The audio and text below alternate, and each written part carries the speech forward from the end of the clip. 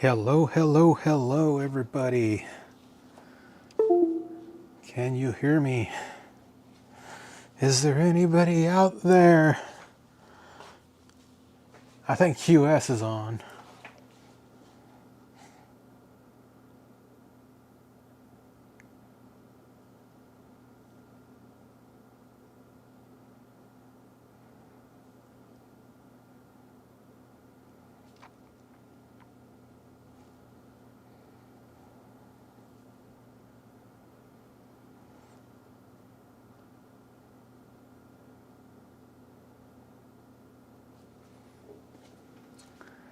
Well, hello, QS. Okay. I still have a few minutes. I'm prepping, trying to get this figured out. I've got my terminal. I've got PL 2260. I've got Zeltec. I need my image. Where is my image?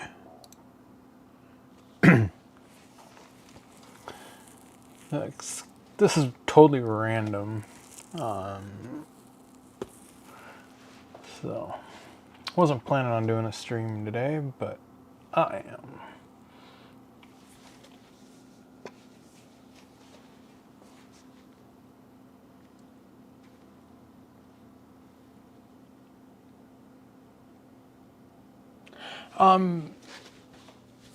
This was a programmer. Well, I won't get into it yet. I think you're the only one here, and I'm gonna wait at least till another 5 minutes, and I'll get to it, so I don't have to repeat myself. And I gotta figure out how to do this. Add this image. Gotta open the image first. I figured since you were on, I'd chat a little early. Okay, there's that image. Where's that image? Come on. I know you're here. There it is.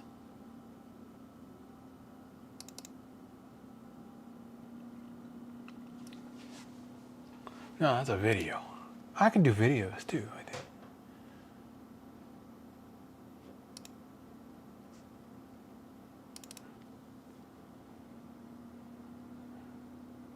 All right, well, I'll just open that.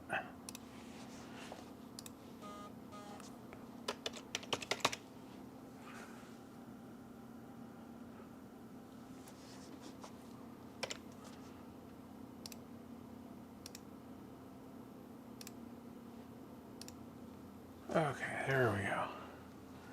We've got a big photo. Here. Ooh, that thing turned out huge. Okay, there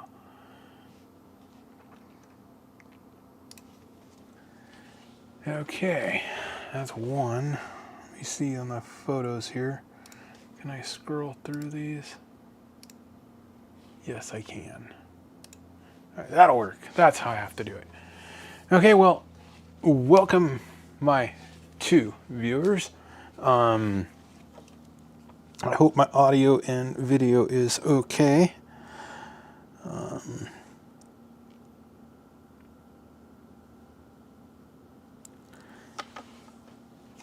I am helping a fellow chip programmer that is retiring.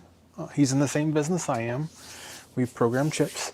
And he wants to move out a lot of his older equipment. So he passed me this 2900. Ooh, yeah, knock over the tripod. That's all we need to do. Okay. Amateur hour here. So he passed me this 2900, and these are old. These are from 1990 something. So this one,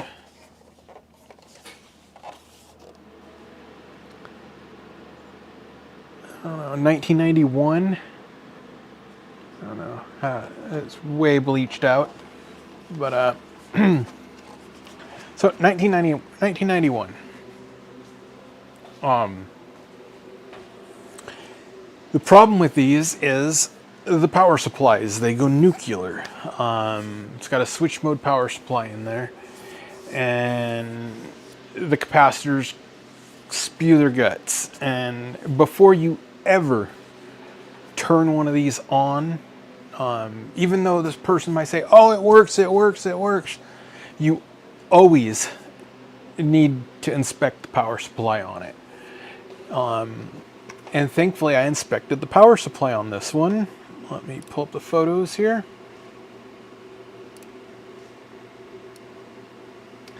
If you can see this capacitor right here, all that spewage, and then you can also see, you can just look and you'll see it shiny. That's all electrolytic acid.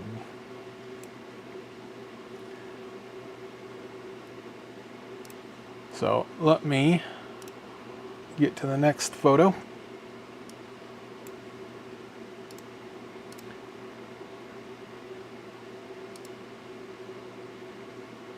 That's a video. There we go. This is the capacitor removed. Can you see the leakage now? I'm gonna grab the ESR meter here. Let me close this down. I need to get a hold of Paul Daniels and have him write some software to operate this. So let's go to ESR. We are in ESR. This is the capacitor that came out of that. This is a 150 microfarad, 35 volt. So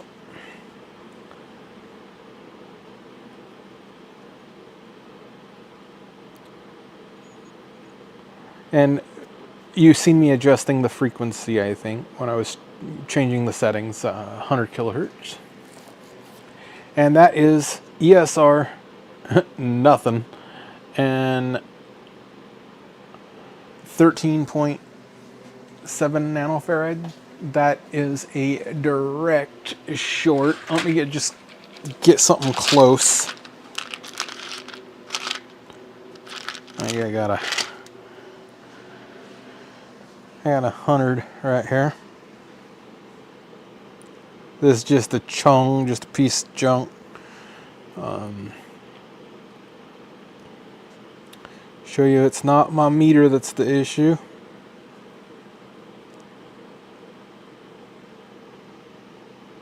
It's coming up 84, but that's a cheap, crappy Chinese capacitor.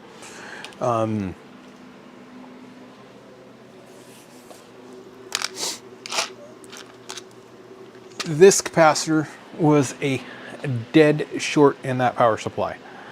So I am glad I booted it or inspected the power supply before I even powered this thing on, even though he said it was a working unit. It was probably a working unit, but it was a ticking time bomb. I did not have a 150-35. I had a 220-35. I don't carry a lot of through-hole components anymore. So I checked all the other capacitors in circuit. I had to pull one out of circuit. Usually if I pull a capacitor out of circuit, I just replace it because they're only a nickel. So I believe it's safe to boot, but this unit really needs the entire power supply serviced. It is a ticking time bomb. I don't think it's going to last too much longer. I mean, the capacitors, I checked the capacitors, they were barely within tolerance. ESRs were super high, out of spec on the ESRs. So I think it's safe to boot. So we're going to boot it up and we're going to see if it works. There was a guy on the group, he was wanting to purchase it as is, but I'm not comfortable selling it as is untested for the guy. I want to make sure it's going to be fully functional. If I don't know if I want to spend a lot of time refurbishing it. There is a point and a limit on the value of these. This is a 2900. Ed, he is a really awesome fella.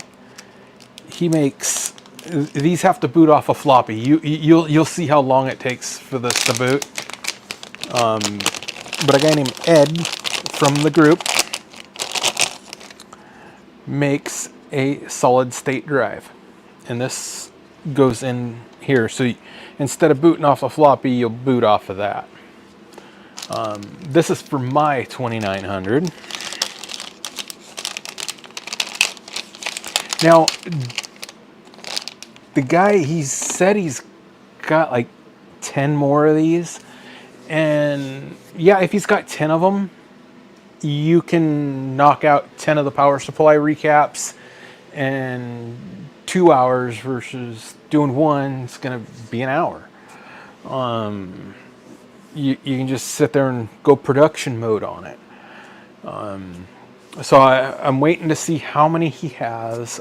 He's also got some System General Multi-A Pros he wants to liquidate.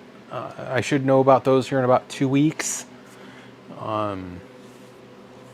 So let's figure out. Okay, I got my 2900 bodged together cable. I don't know what is up with this camera. It's all bleaching out on me.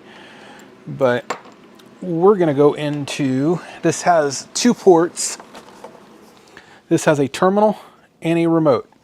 Now, the guy with the that's writing the 2260 software for Windows for these older data IOs,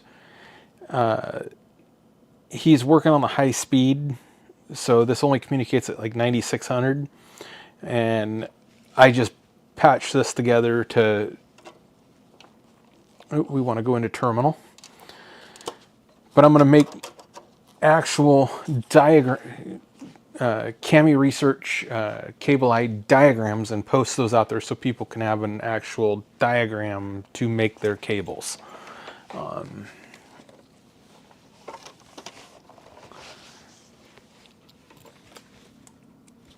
Okay, we are hooked up to the serial port. We're gonna, now that we service the power supply, I'm gonna plug this in to the mains. Okay, now we need floppy disk. Yes, floppy disk number 1.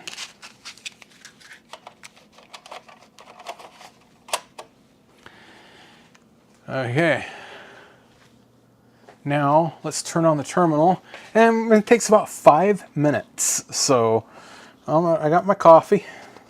Let's light the terminal up. Turn my photos off. Turn the terminal on. Okay, terminal's up.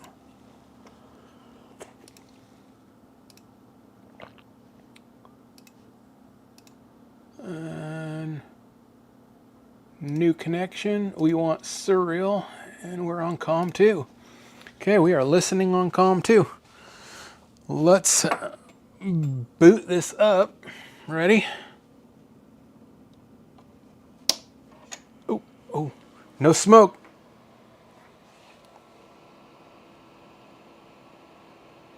Okay, we have terminal connection, which those are the LEDs, and you can reference those right there. So we have power, terminal, remote, self-test.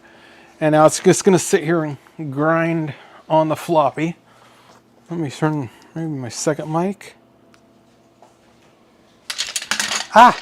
Knocking. Man, I'm doing really well today, ain't I? Okay. Turn this mic on. You can hear the fan. Maybe it's coming through. I don't know.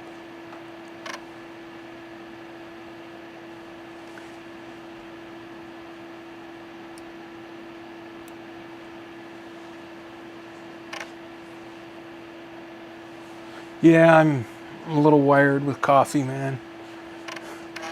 Yeah, I bought like. You better go out and buy coffee if you drink coffee, guys. Coffee prices are going to go sky high here. But I don't know if you can hear the floppy grinding away, but give it a few minutes when that light goes out. I don't know what is up with the camera.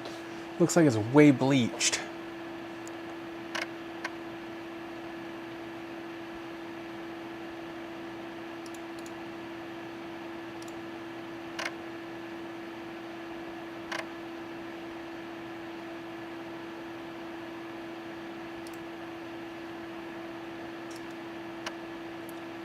That better?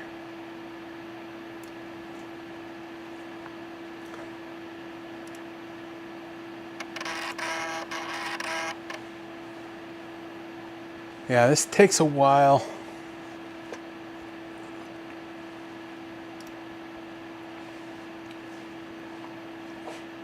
Let me grab the terminal. Like that. We'll make it a lot bigger.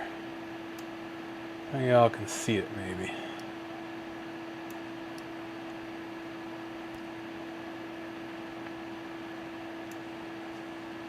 It takes a while to boot. So,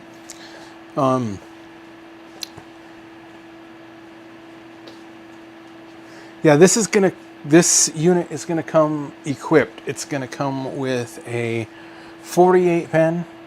It's gonna come with a PPI adapter. It's gonna come with a PLCC adapter.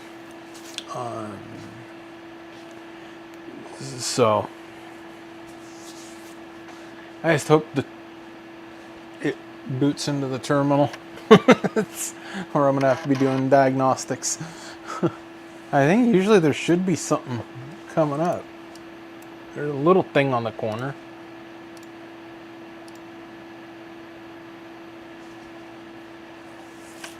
But it takes a while to boot. These things are slow.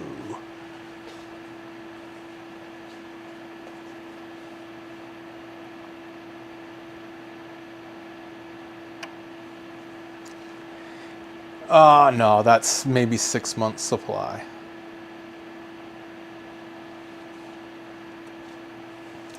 Okay, so while we are waiting, I'm going to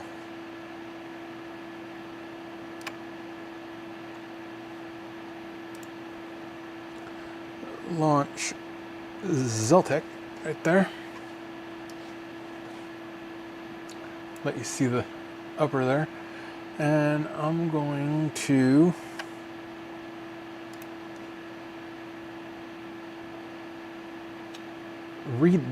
I've got a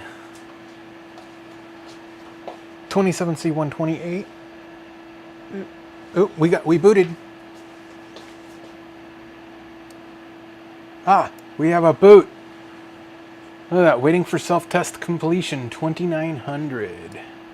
It boots. Software version 7.60.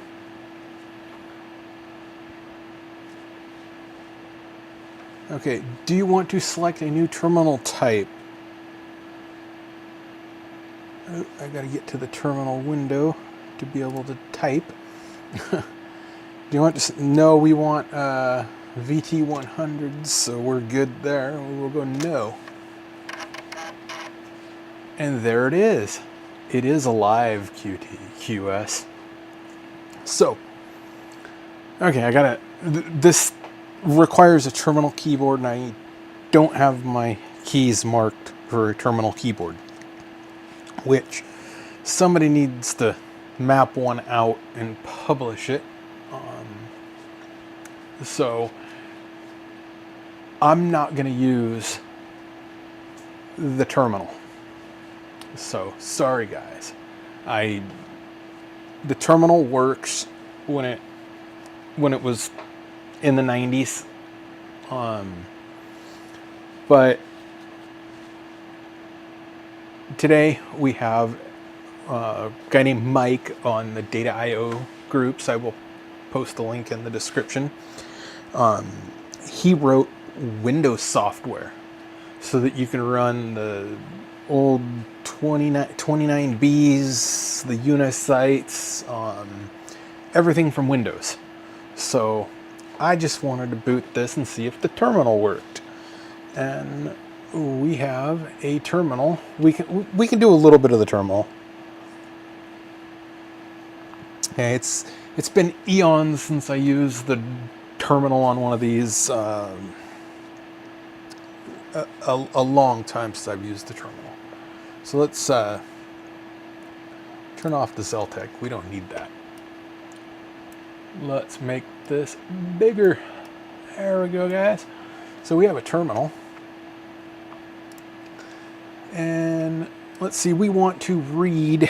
This is a 27128. I'm going to put it down here on the bottom of the corner. Right there. We got just a random EEPROM, random chat, random EEPROM. That works. Okay, we're gonna select the device. Okay, so we want to select. I think it was. Is it spacebar? It's spacebar. No. Arrow.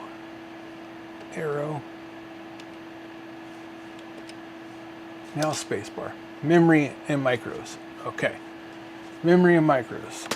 Arrow back over. We want, this is an AMD, so we're going to go to 2. And we're going to choose the part number. And this is a 27128A. So we're going to go deuce. Oh, cannot access file. I'll go to sys. Oh, what is now I got to go through the floppies. Okay. So disk 3 is algorithm set 5 and 6. So I'm guessing disk 3, 5 and 6 there. Disk 4 is 7, 8. And I'm gonna assume disk 2 is algorithm 2. So I will put in disk 2 there and try that again. This is, yeah. Okay, it's accessing.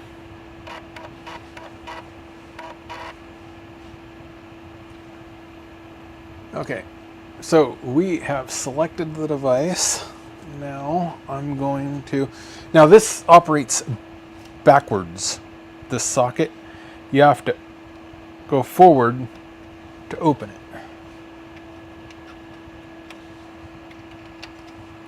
And backwards to close it. So we've done select device. Let's load the device. And I'm just going to hit enter. And it should be reading the device. Okay, now we've got a checksum of 4BB7. Okay, let's verify that. Now we're going to launch the 6100 software.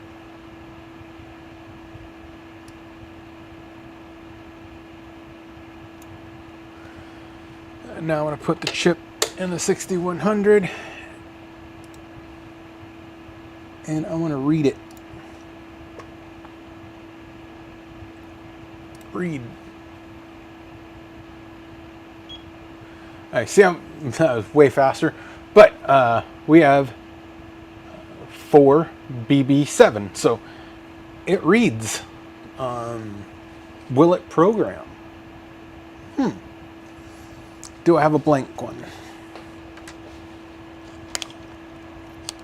Here's another 27128.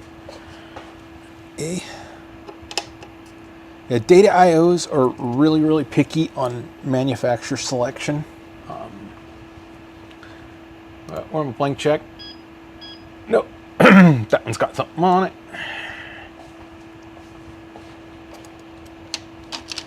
I know I got a blank one around here somewhere. Maybe. Might. Nope. And I'm not going to waste time doing a erase. No, I don't think these are blank. And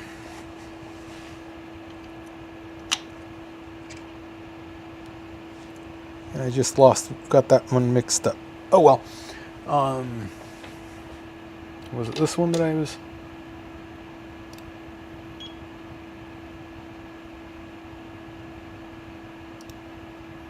Okay, it was that one.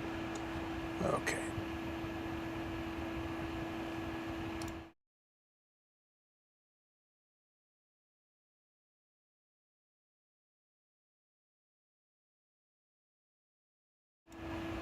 There we are. Oh, I thought I lost it. Maybe not. Oh, there we go. I hit the wrong button. Okay. Amateur hour. I am an amateur at this. I don't do a lot of streaming. So, the more I do it, the better I'll get. So I just drop the chip back in. We will. Let's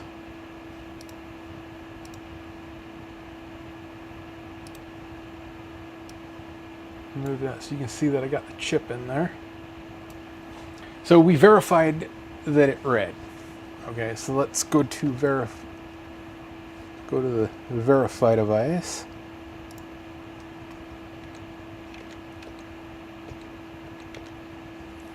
Okay, it's numlock is that command. Is the PF1 or whatever it is. So I'm going to verify the device. So see if it says PF1, that is numlock. PF2 is / up on above your key, and then PF3 I believe is star, and PF4 is the dash. And there's a few other keys I don't remember, but I'm just going to hit enter. And it completed. So I would say this 2900 works up to this point.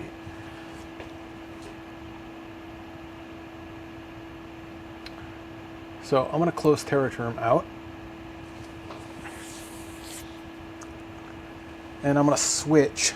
I believe you can do this. Can you do this hot? We're going to find out. Okay.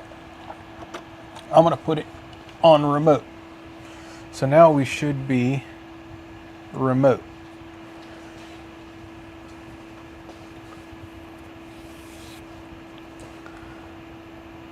So let's turn on PL266, 2260.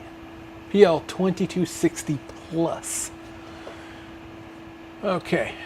I have it set for defaults for my 29B. So we're going to change the programmer type. This is the Windows software. And I think we're good there. So we're going to select programmer. Might need to add a dialog window. Hold on.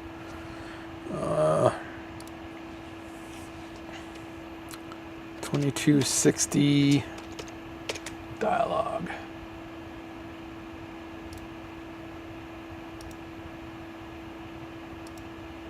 Okay, now we got a dialog. Okay, you see that dialog? That usually pops up right there.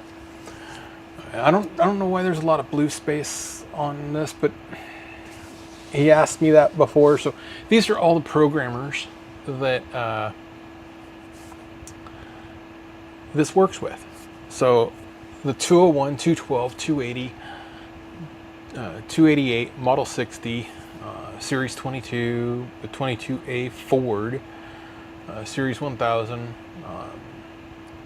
the 19 and 29, and Unifamily 29, 39, AutoSite, and Unisite.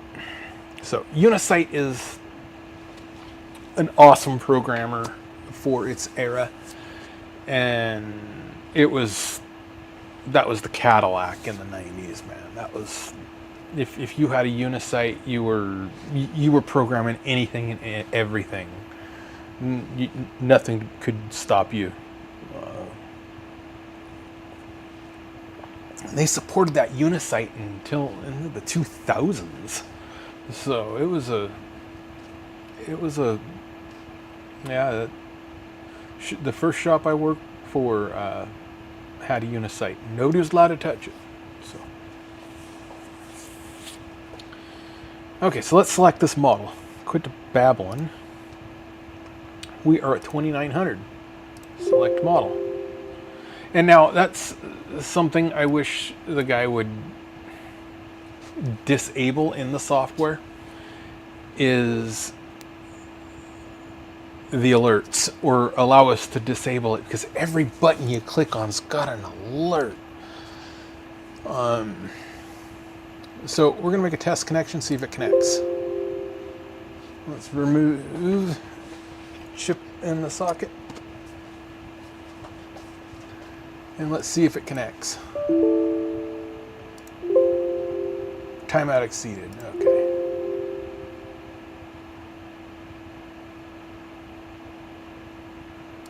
Now let me try rebooting the software. I might have to reboot this with it plugged into remote to get it to work. I don't remember on the Unisite stuff here.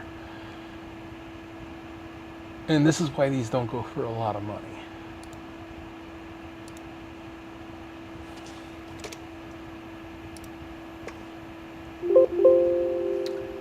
Okay, select programmer, 2900. Make test connection. No response. Yeah, we're gonna have to do that whole reboot.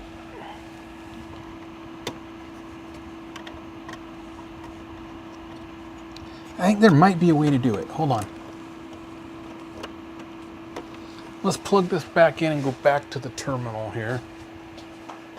I think I read something. Can we light the terminal back up? Terra. Do we already? Yeah, I'm gonna have to disconnect from. Close that out. Go to Terra terminal.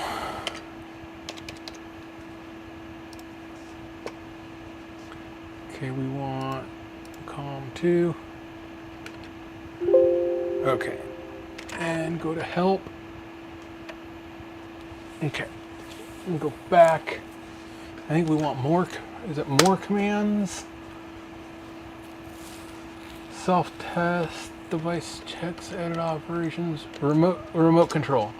Okay, now I should be able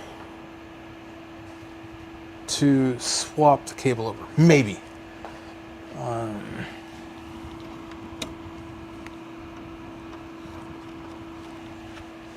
I'm surprised the Data IO group guys aren't in here telling me you're doing it wrong. Okay, I can close that down, and let's see if 2260 works. If not, the live stream gets extended and we reboot. And wait another 5 minutes for the thing to boot.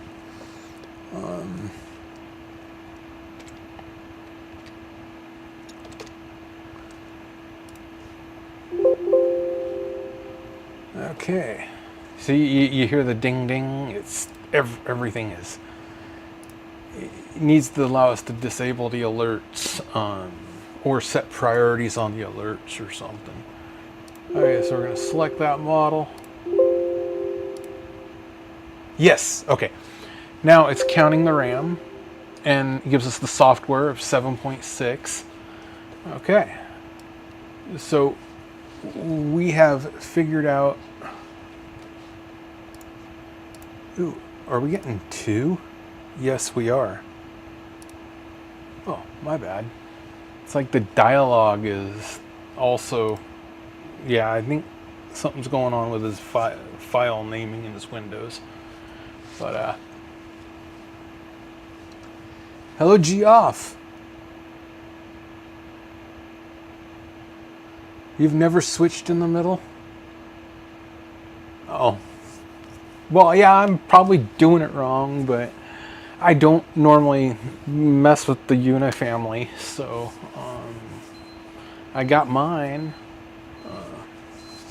But, okay, so we know the checksum of that chip, which was a BB7. Let's drop it in and see how it reads on this. So in the Windows software, it gets kind of confusing, but a read IC or copy IC to RAM, that's fine. I'm clicking on the wrong window. Okay, so I'm going to read. Ooh, we need a select device. AMD. Ooh, need dialogue.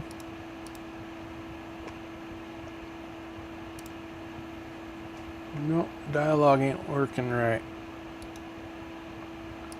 Properties. Select device. Okay, now we got a window.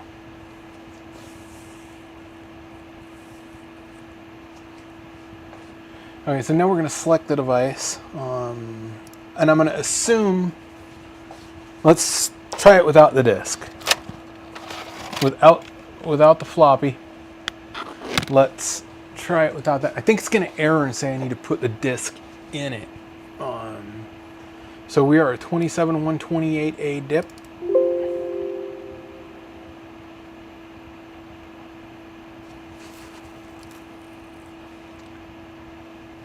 Okay. Read IC.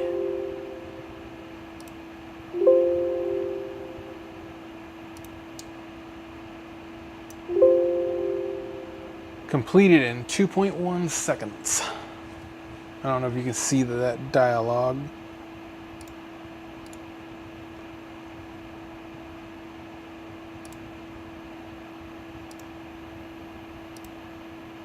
Completed 2.1 seconds.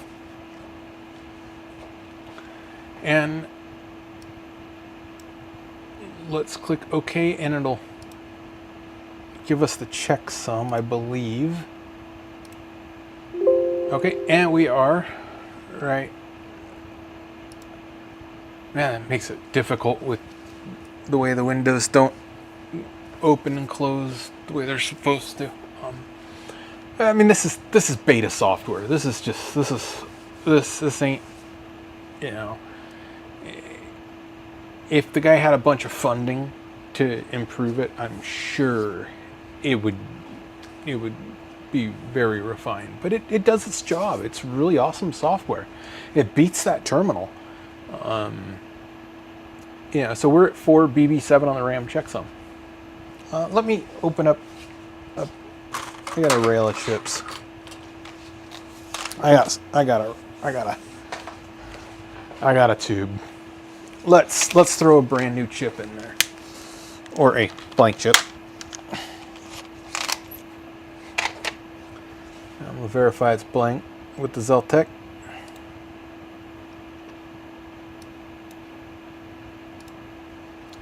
Okay, let's check it for blankness.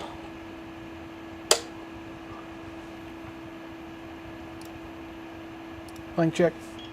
Okay, now Zeltec software is laid out really nice. A lot of companies copied Zeltec software, so the user interface. Okay, so we verified that chip is blank.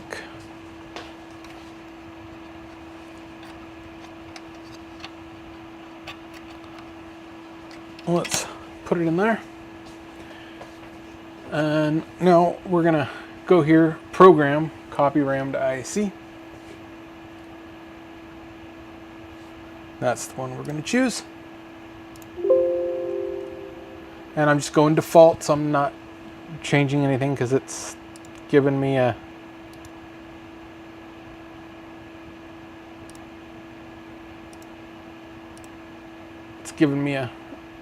little thing. Is everything correct? So I'm just going defaults because insert IC, and IC is inserted. We are programming. Now I kind of wish it would give you a progress bar, because it just sits there and sometimes it errors out. Sometimes it says it's good. So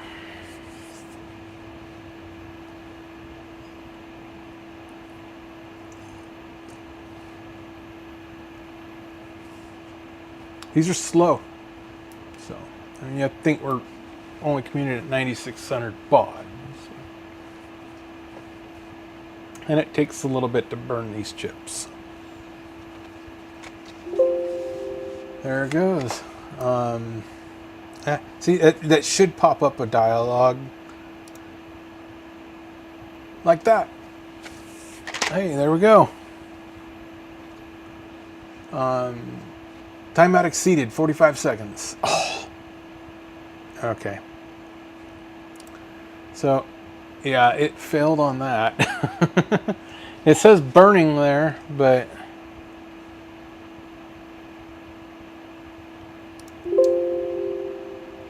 verifying.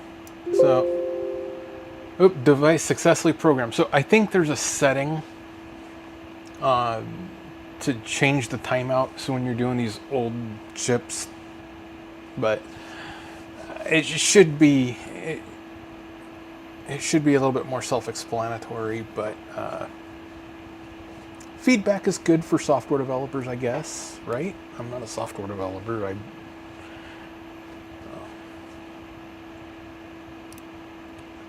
Okay, so it verified okay. We'll verify it again.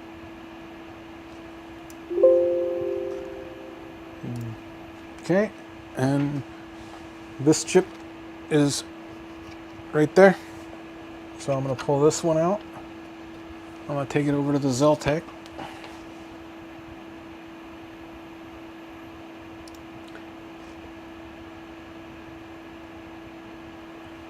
Oh, doctor, I don't know, man. I got my coffee. I got my coffee. But let's pop it in the Zeltec and verify. Hey, it worked. So we have now checked the terminal. The terminal works. We have check the remote. The remote works. We've checked read and program of an older EEPROM. So I'm going to say that was a successful test.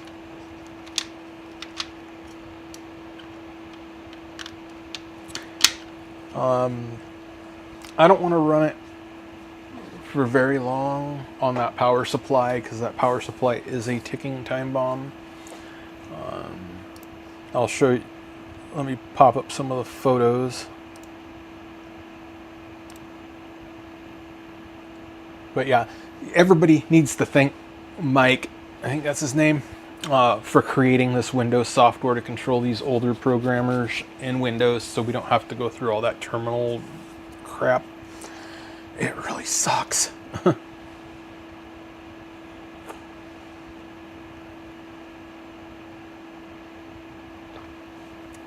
Yeah, I don't see right in the thing yet, but yeah, there should be default values. Oh no, it was more than puffy caps. Let me pull up the.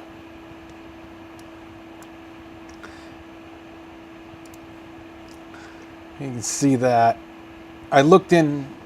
Anytime you get any of this old hardware, even if the seller says, or the person who owns it says it works, always look, always verify, trust but verify. You can see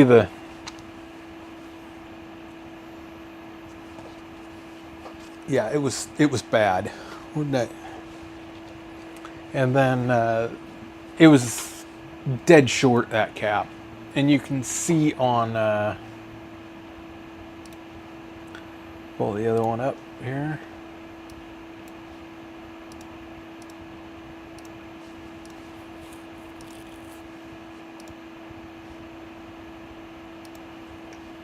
The initial, when I popped the cover, I could tell right off the bat.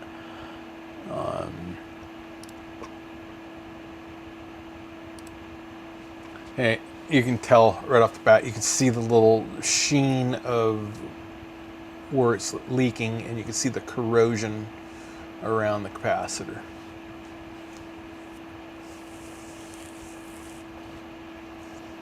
Now you've got a capacitor. You have a capacitor right here, and then an inductor. But I just replaced that cap, and I checked the others in with the ESR meter, and they were barely within spec, and the ESRs were through the roof. So it's needs a service on that power supply. So this is a ticking time bomb.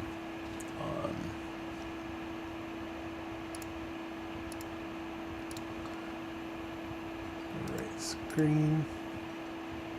Yeah, here's the picture of it.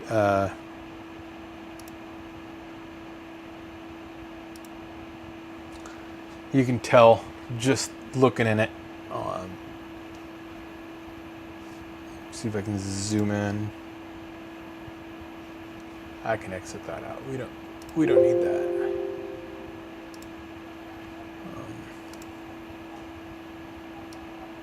You can see the electrolytic acid. See how it's shining right here? It's all the caps are spewing their guts. So it's not that expensive for the capacitors. They're, if you buy them in bulk, you buy 10 or more.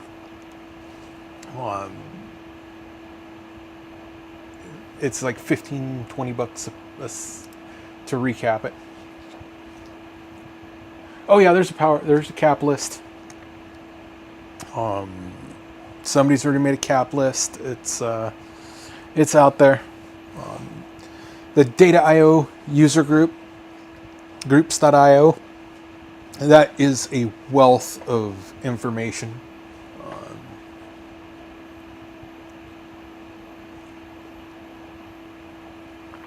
Sadly, we don't have schematics for the 2900 or the 3900,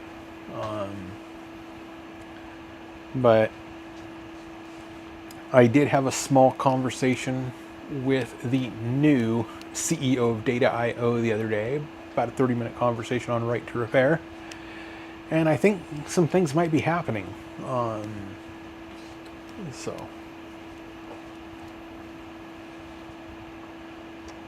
I will fill you all in on that a little bit later. I will be posting a video and blog of me doing a 40-year service on my 29 Bs, 3 of them.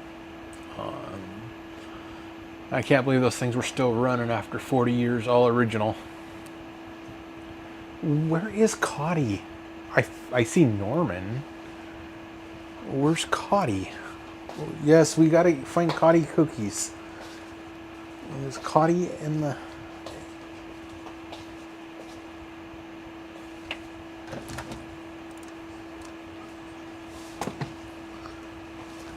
We can give Norman cookies. Maybe Norman wants cookies. Let's find some cookies. I gotta pick Norman. Norman's kind of...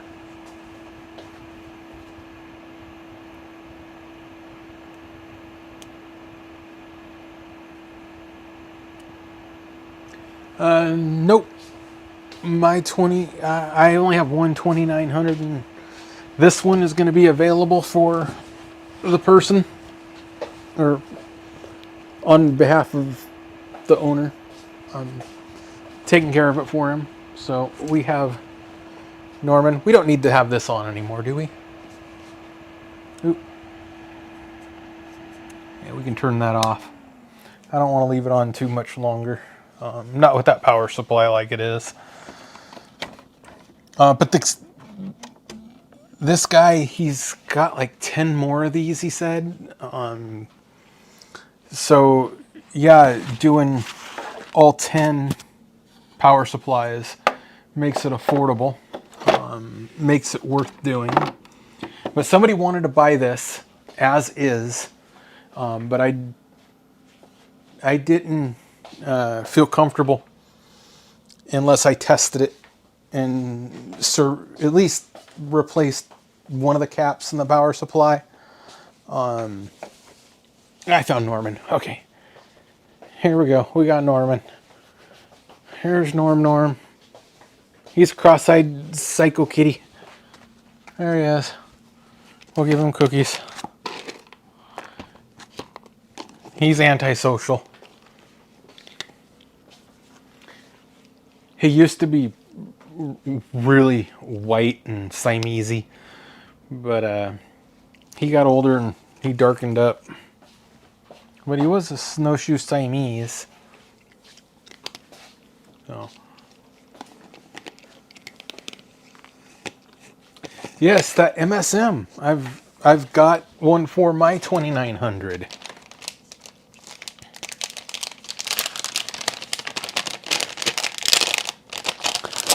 This is Ed's MSM.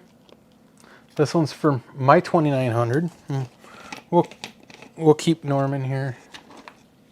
We'll keep giving him cookies. He'll stay. Other than the flux mess, which I'll clean up before I put it in, it's a nice board. I'm definitely having one. I posted my files for right here the floppy emulator. That's how I booted mine up. So this works just fine if you got to replace the floppy. Makes it really easy because you just put disk 1, 2, 3, 4, and it works. It's a lot faster than the floppy too. Does Norman want more cookies? Yes. So, yeah, I haven't installed mine yet.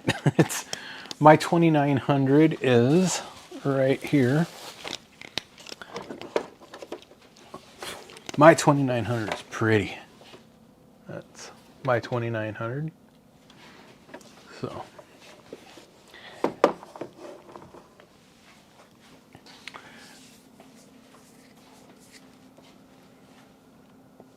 And Doctor, we could probably do a Norman cam.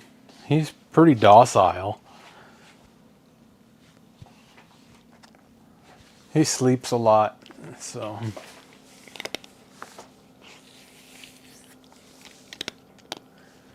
Yeah, green or green. Yep. I remember when I first ordered my first blackboard. Oh, that was nuts, man.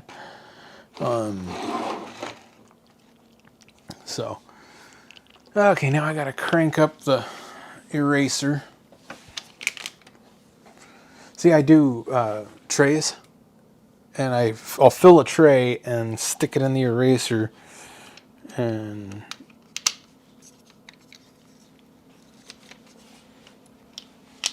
I just got another eraser off of eBay, and damn lamp was dead. Pissed me off. I don't think the seller even tested it.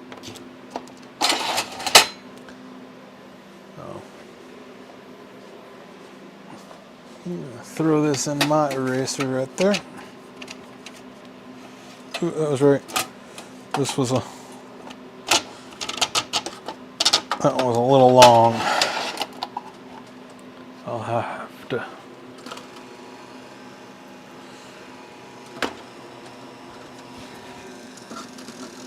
give that about 10 minutes.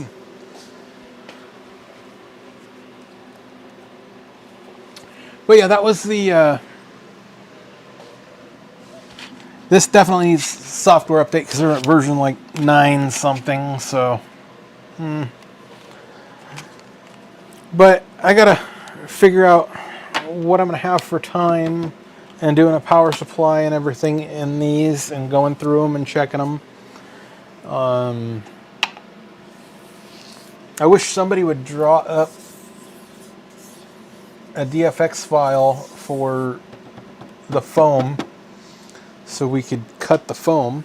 I've got a CO2 laser which would breeze through that, and you can get high density anti-static foam in about, what's that, about 1/8 inch? What's that?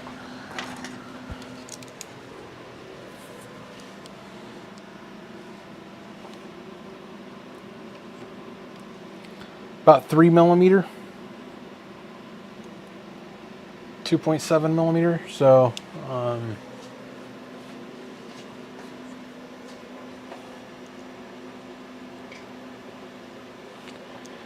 yeah, my large eraser will do 160 something. Let me see if I can juggle the chairs around, or juggle the chair around. I'll show it to you. You guys can get a sneak peek. I haven't posted it. I haven't posted the video of it yet. Let me show you my messy shop here.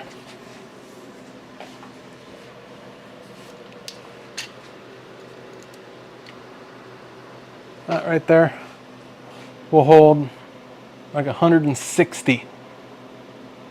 So this is my programming area. But this one's huge.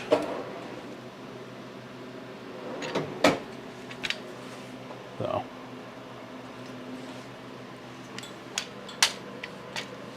now readjust this. So.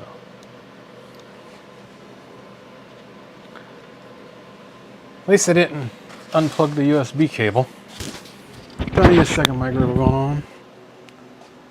And Norman got bored and jumped down. Didn't give him enough cookies.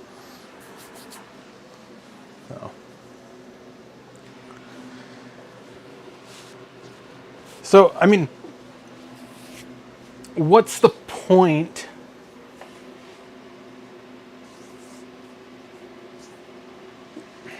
Yeah, what's the point of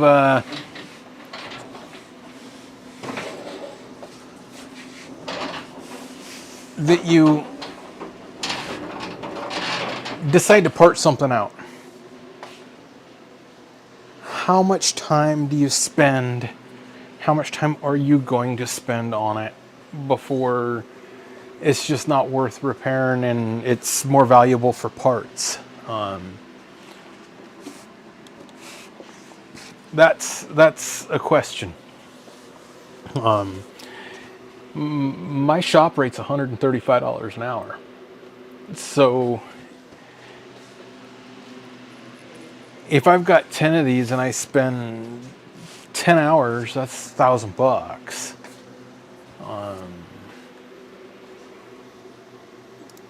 So I don't know. Do I spend, a lot myself, hour and a half per? And if it don't go, what do we do? I want to help the guy out, but I don't want to upset some people that think parting these out is sacrilege. But sometimes it's the most profitable thing to do. So.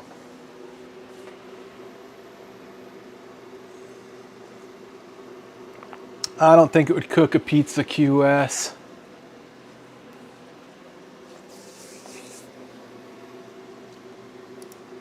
But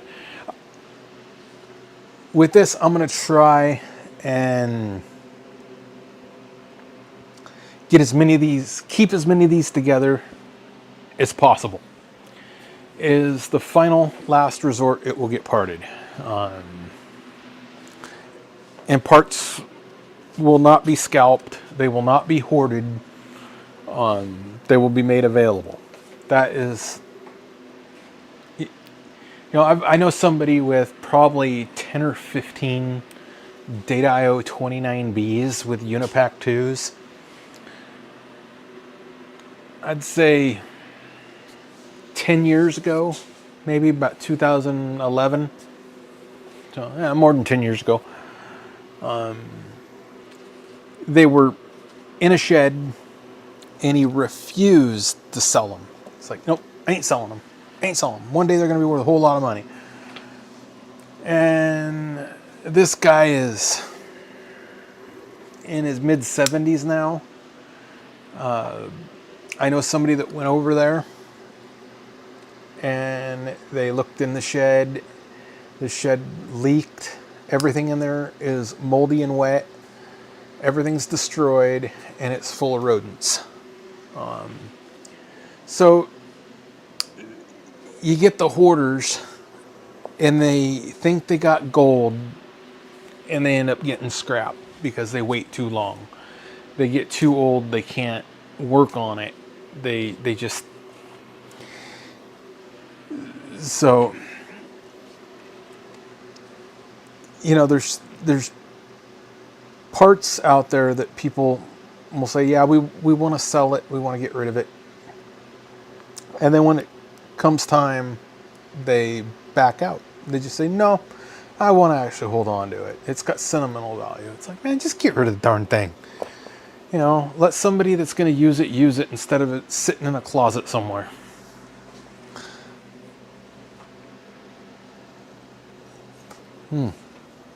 Norman's adventuring. What are you doing? Do you want cookies? He's such a friendly kitty.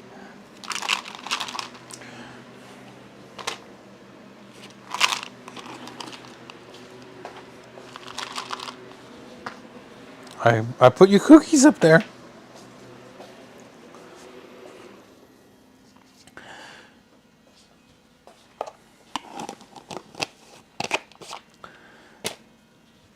So that we know, it works-ish.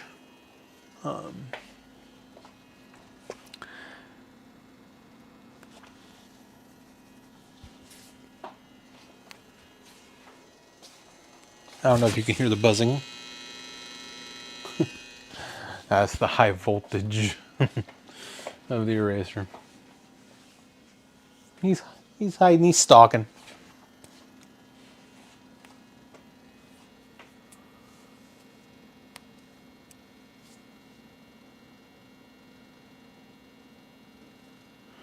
So, yeah.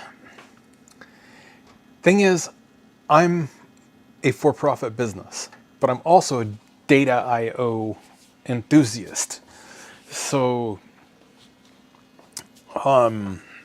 It's kind of a toss-up, but I got to be able to make money. I can't spend a lot of my time helping somebody else make money. So I got to make an executive decision on how much time I want to spend on each of these. So I know keeping them together is the priority.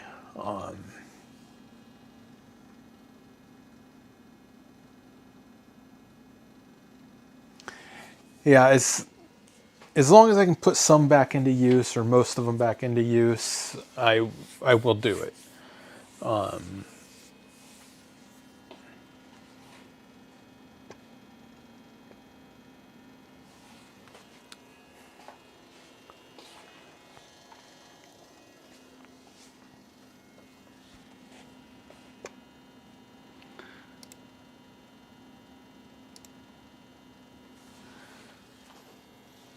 But there's a lot of things that are going to be happening with this deal, and hopefully we can start getting some stuff done in the group that people have been procrastinating on. On the Unipack 2Bs, these right here. Grab one. These right here. Move that out of the way. These have two memory boards. One is an older memory board, one's a newer memory board. A guy on the groups made a thing called a memory wrangler.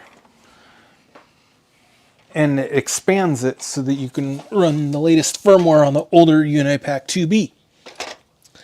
I wish he would release that open source. We've rattled this cage a little to see if he will, but we haven't heard back from him.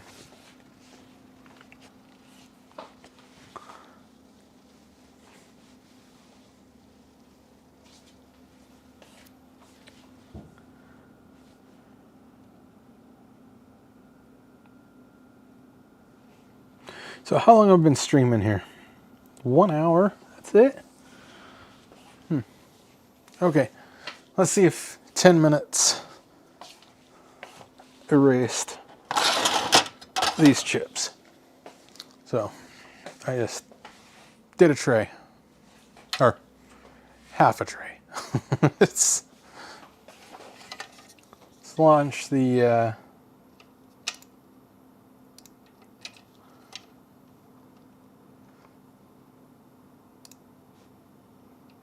6100 in.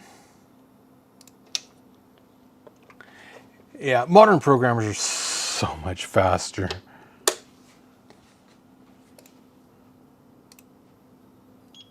Yeah, it's good. It's blank. Click another one up. It shouldn't have needed 10 minutes, but let's blank check that one. Yeah, all these will be blank. Gotta blank check them. Oop, that one has an error. Not blank at FF.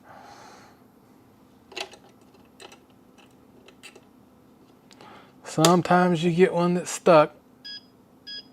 That one not blank either.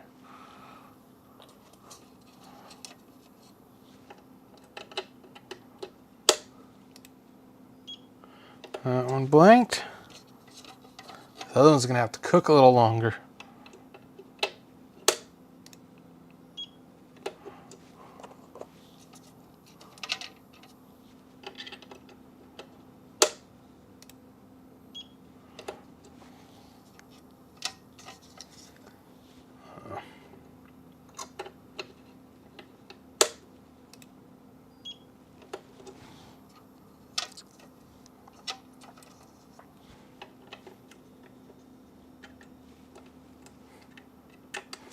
Yeah, my live streams are pretty boring. That one.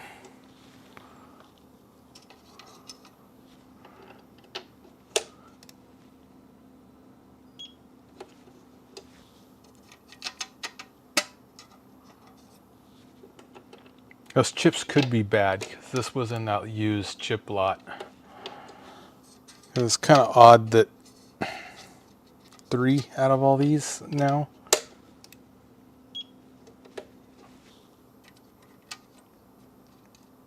I'll cook them for a little longer.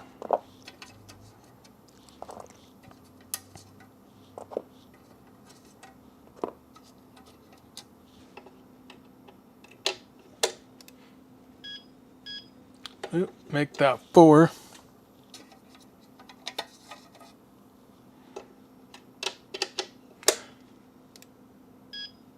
Five. Okay, so that's not a fluke. Those were all up on the edge, so.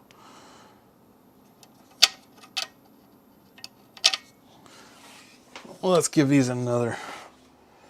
Let's cook these for another few minutes here.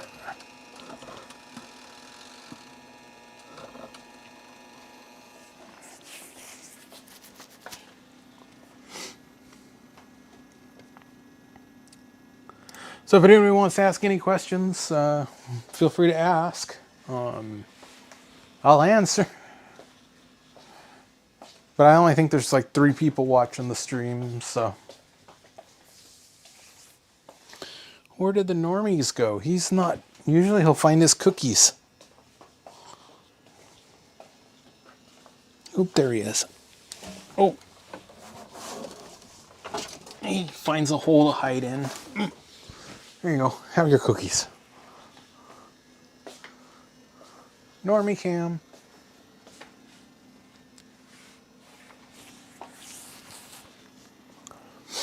Okay, put this chip in its tube.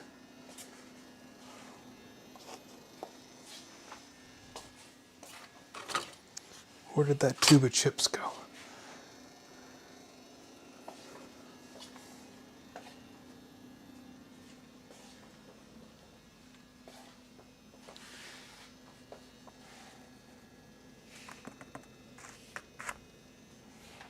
Sometimes you gotta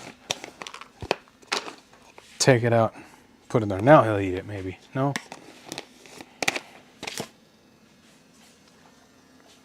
Norman gets a lot of cookies.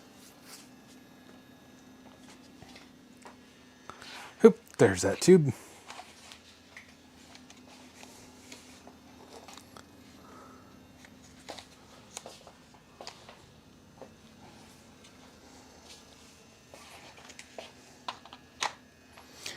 Yeah, I've been also working on a chip lab.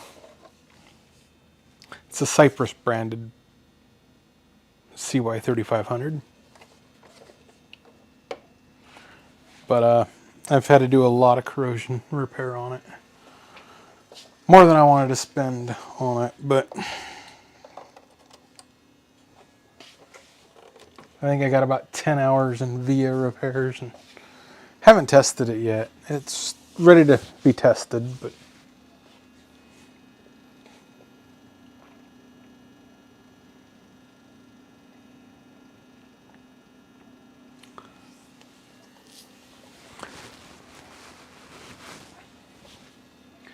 so yeah, I'll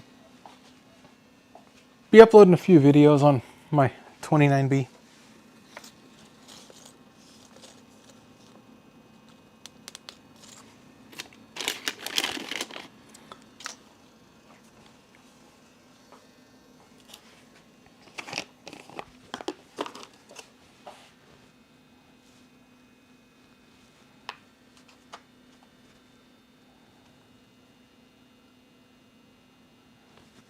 No? Yeah.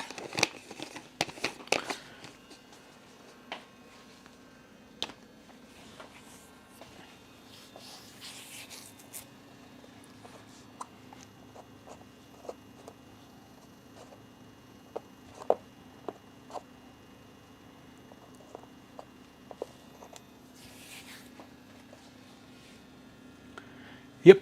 Cypress branded chip lab. That was it. Chip lab.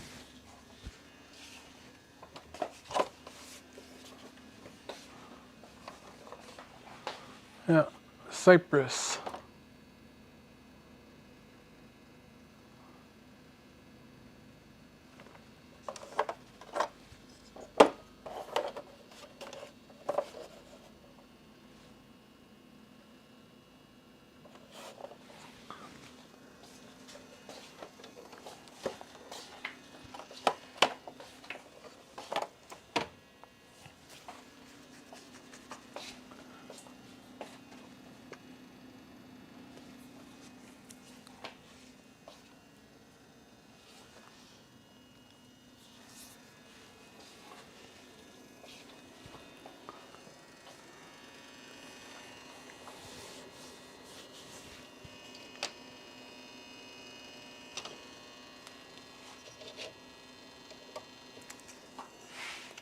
Yeah, I picked up some rare.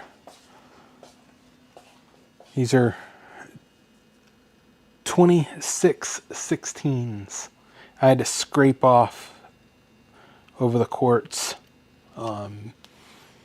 So some of them are 2716s, some of them are 2616s. So I posted on my blog info on them because they're kind of rare 2616s. So.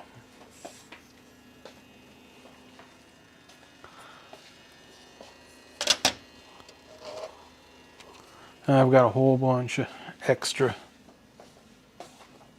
PLCCs.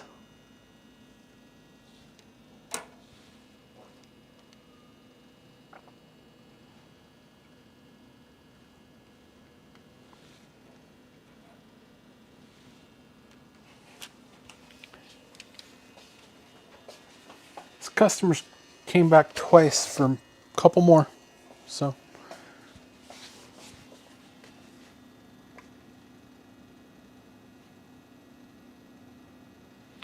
I have not extracted the firmware yet on it. I do plan to.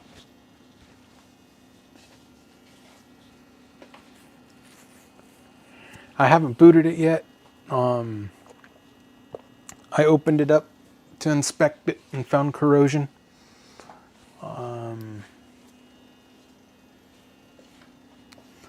So I tended to the corrosion. I think I have a unboxing and teardown on it on my channel. You might have to search it.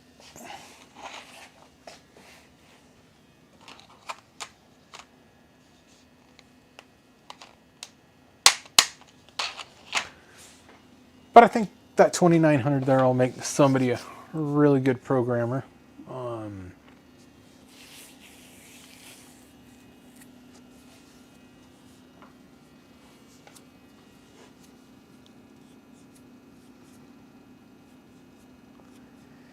Yeah, the 26 are rare. I got information from the Intel collector's guide for it because all the information on the web is impossible to find for them. So, but I was ordering chips from an eBay seller for a client, and anytime I ordered chips from an eBay seller, I look and see what else they have, and I seen these, and I made an offer. He counter offered, and I says, why not? It's twice as what I'd normally pay for them, but he accepted offers on a few other things that I paid reasonable for, so I was a happy camper.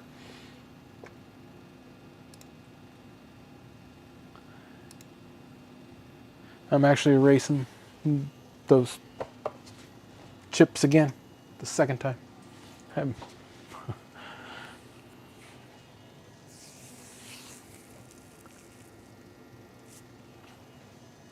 Let's see, that might have been enough. Let's see if we cook those long enough. Sometimes I've noticed AMD chips sometimes can take a long time to flip all the bits. Okay. Launch the Zeltec. Oop, Zeltec software shut down.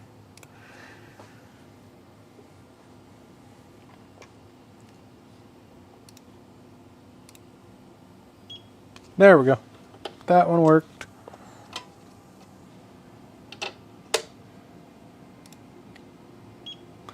Blank, blank, blank. These all failed. There should be 5 of them here.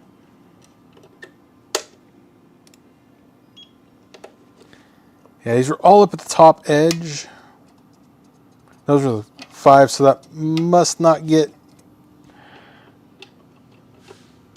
a lot of UV in that area. So.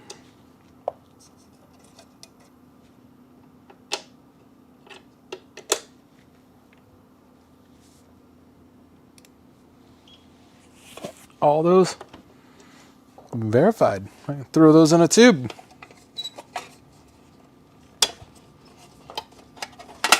Yeah, I'm going to have to make that a little smaller.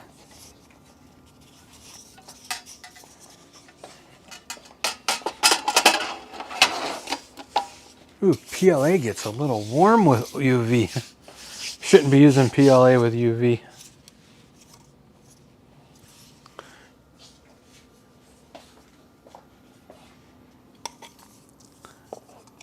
Yeah, I've got tons of arcade boards here I got to get to.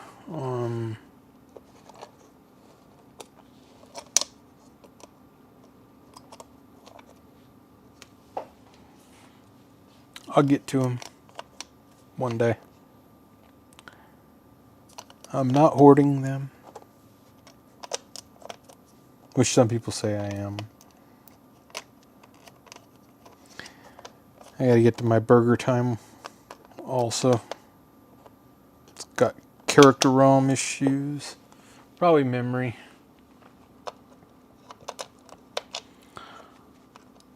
But I don't know what I want to do on my 29Bs, if I want to switch all the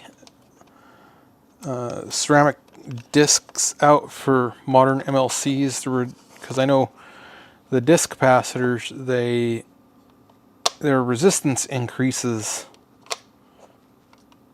with age, and these are 40 years old, so I was thinking about replacing them with MLCs, multi-layer ceramics, modern stuff, since I rebuilt the power supplies in those.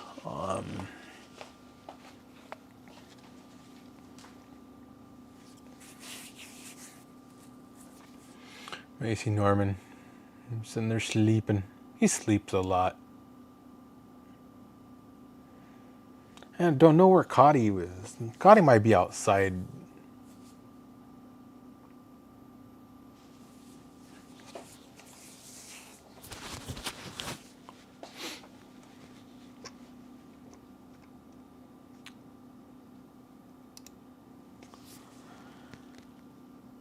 So I will give the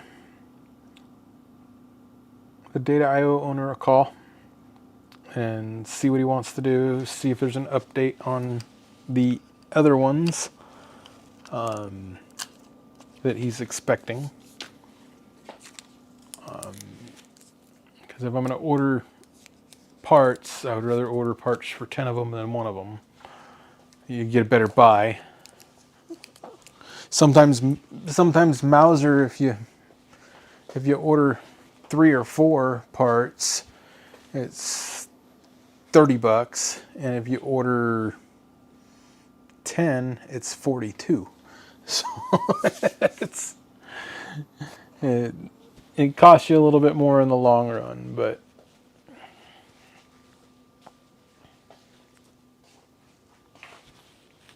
yeah, I got a lot of programmers, man.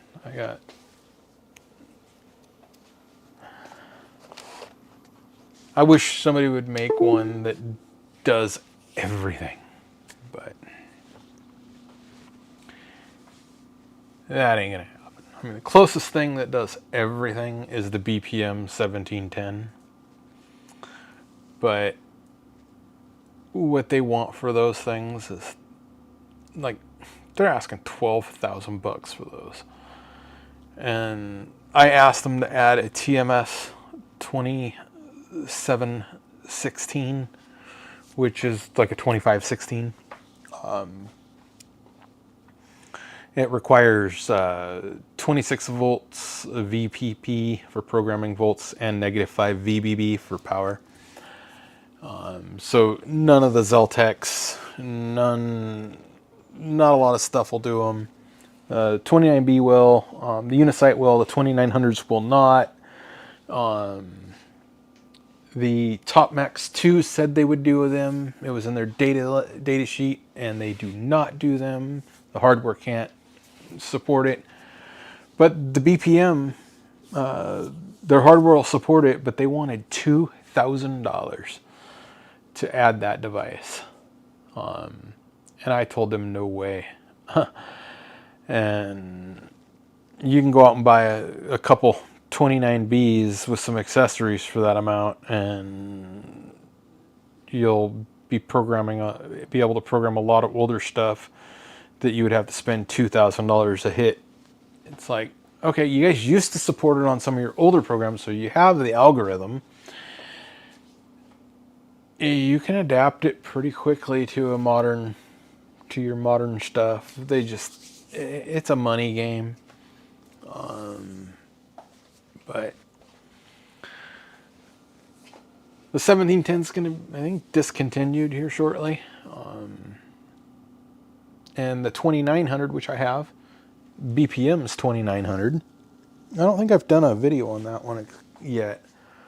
Where is that thing? Yeah, you want to see what a modern 2900 looks like? Oh, man. Got to unstack it here. And here's a Top Max. Let me move this out of the way. We don't need to.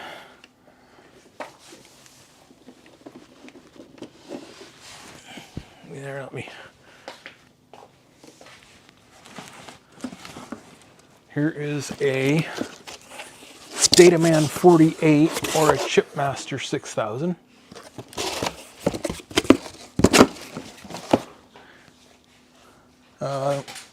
We've got my big old box here. That's my 1710.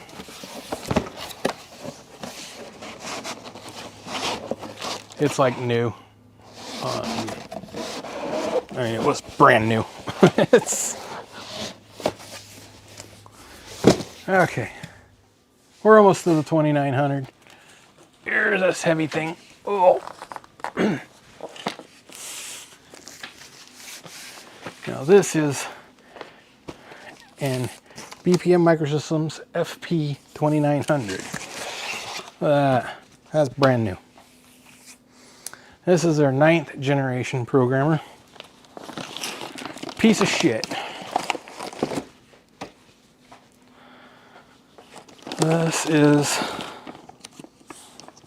I think I did an unboxing of it,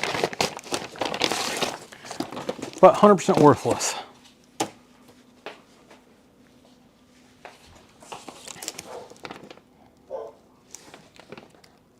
Yeah, date on that one is 6/4/2019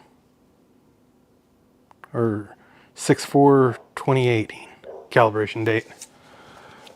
And the inspected 6/11/2018, 6/4/2018 on the manufacturer. So it's pretty new. They got a newer one out now, like their 10th generation.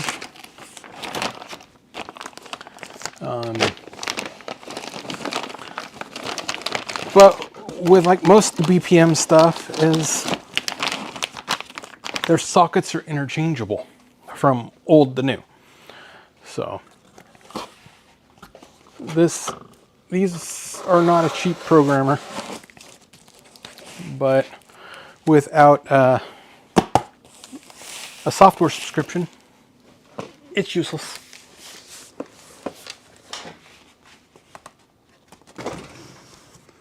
So yeah, I've got a lot of programmers, man.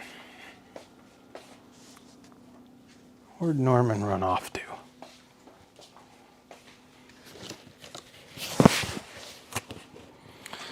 The ones I don't use that often, I keep in a box or I keep them in their box. So I think I'm going to be getting rid of the logical systems or the Dataman 48. I know I'm getting rid of a Super Pro 5000. Then I've got a couple gang programmers. I just got this one in. We've got gang programmer 1.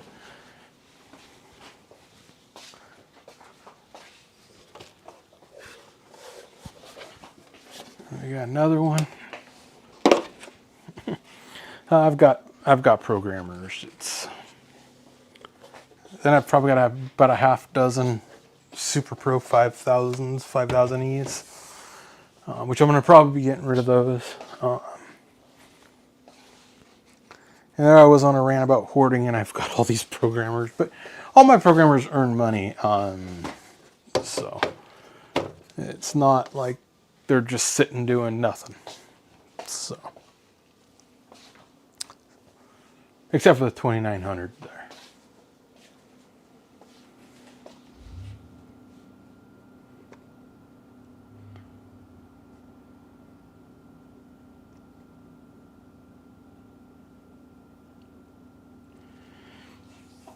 Yeah, it's generating the I'm not a programmer, man. Me and software don't get along. So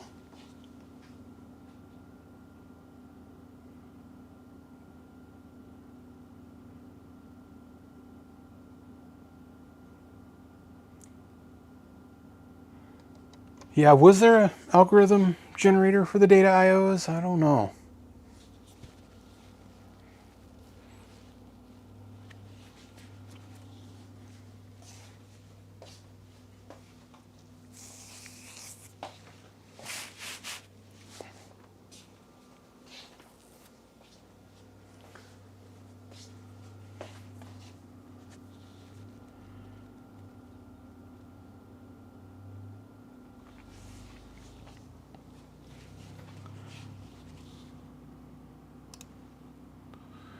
But yeah, that was pretty gnarly.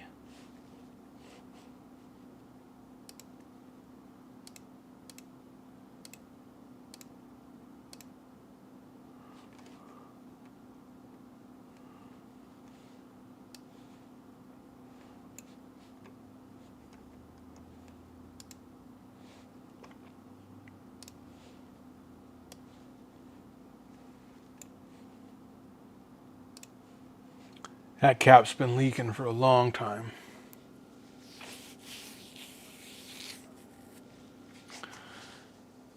Yeah. Well, like I said, I had about a half-hour conversation with the new CEO of Data IO, which I guess his father was there at the start of the company. He seems like a pretty cool fella. We're going to be talking a little bit more here May, June on Right to Repair, and hopefully we'll have some good news.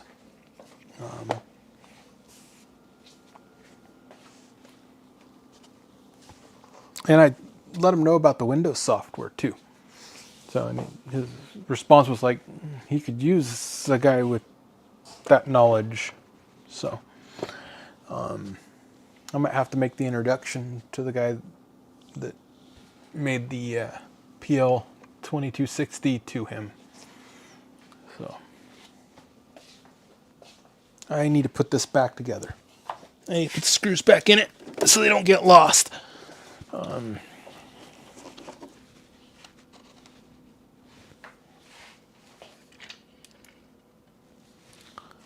Put the screws back in.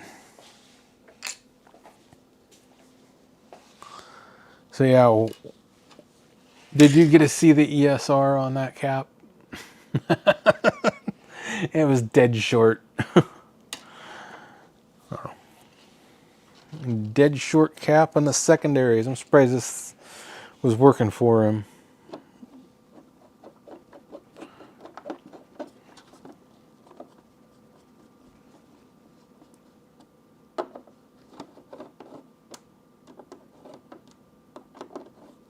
That don't feel right.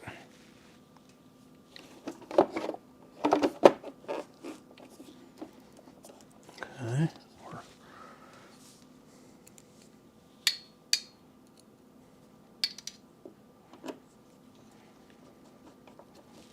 That one goes in.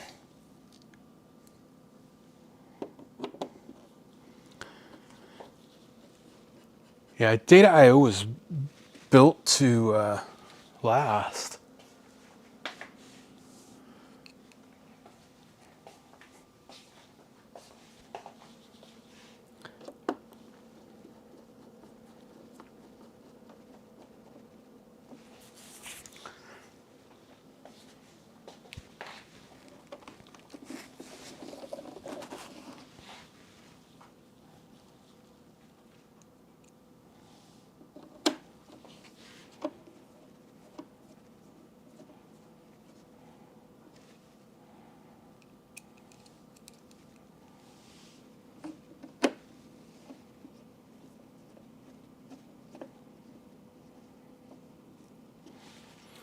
Okay, all screws are back in.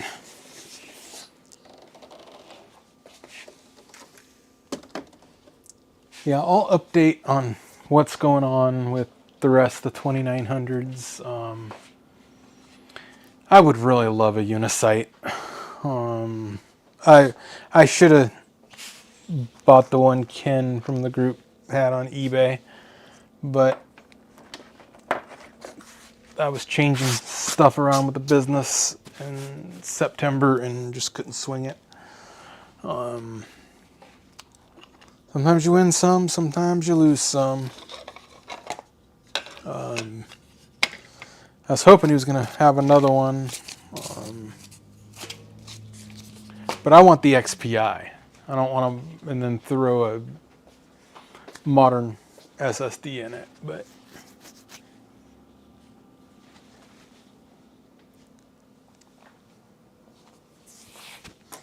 these go in the box for that machine.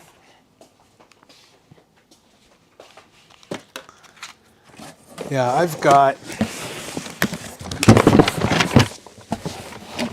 this is what I'm working with right now. These are PPIs, PLCCs, all adapters.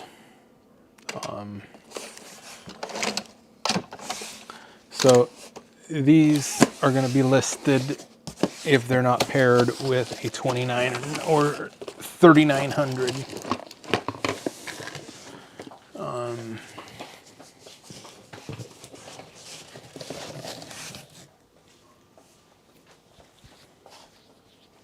I need more coffee. That's my problem. Where did I put my coffee? Yes, I need more coffee. I need to organize this place, man. Whew, it's a mess.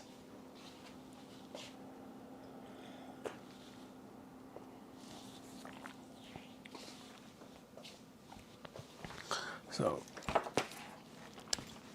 yeah, I'm going to have to figure out, I'm going to have to make one of the high-speed cables and try that.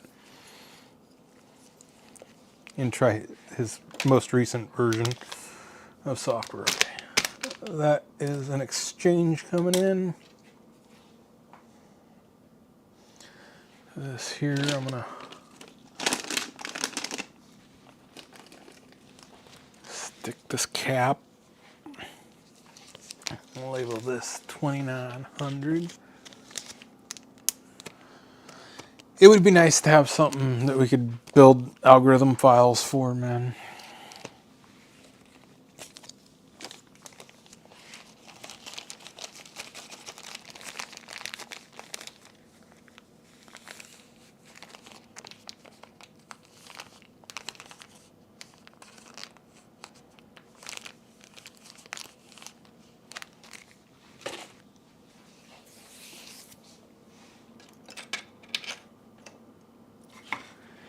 Yeah, the big programmer is right here. It's an automatic programmer, BP Microsystems. So, You can see it on the website.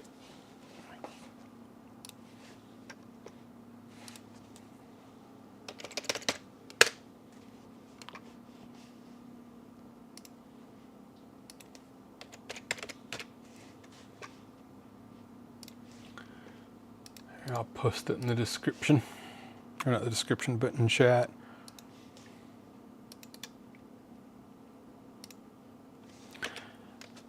That's my automated. Hopefully I can get that up and fully provisioned and working.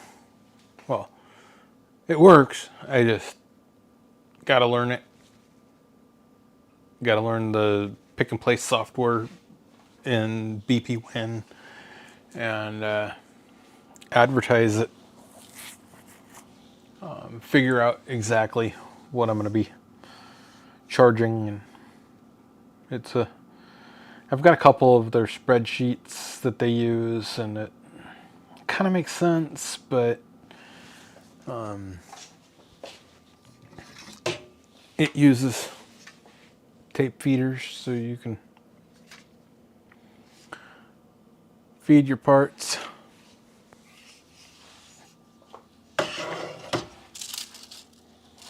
This one's got some parts in it.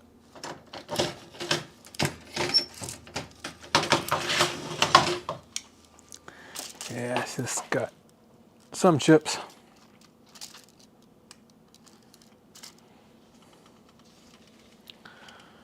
But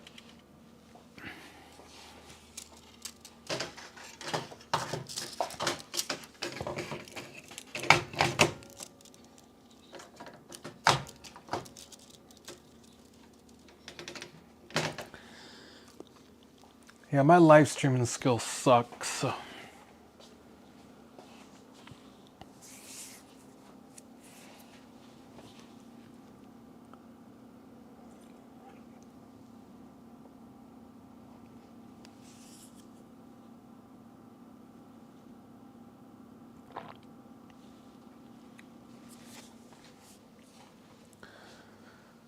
okay, we got transmission controller going out for exchange. Got my Mauser paperwork. Got to order Mauser again. Got to get that eraser. That's dead.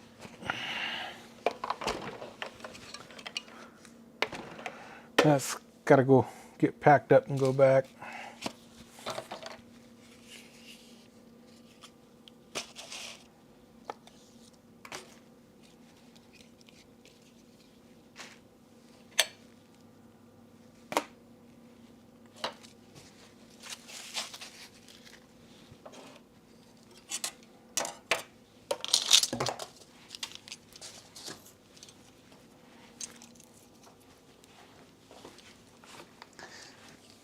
I need more space.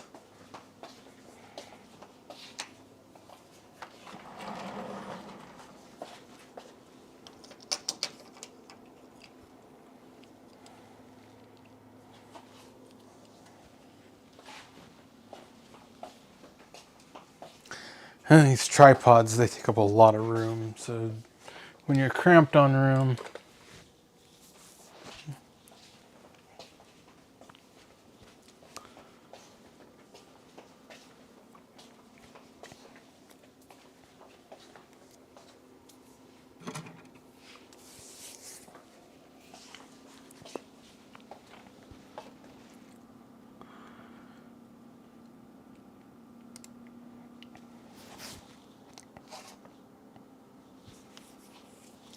okay, I need to do a couple welder boards. Yeah, these were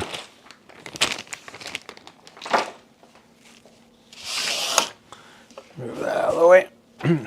These are the caps out of the 29 caps out of the 29B.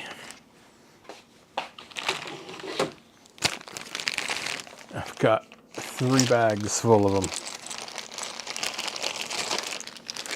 So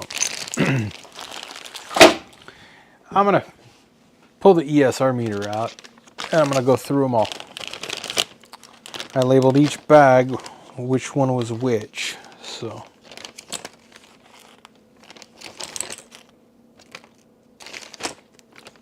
see how they fared over 40 years, because what's the date on some of these? Like, that's 1984, 13th week. Old. Capacitors don't last forever, guys.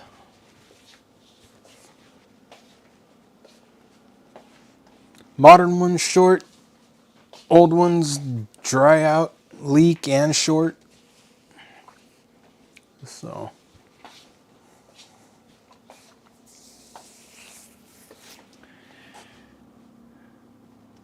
I say, if we ever go to Mars, we're screwed. Because you'll be halfway there, something will break, and they'll say, oh, you have to return it to the manufacturer.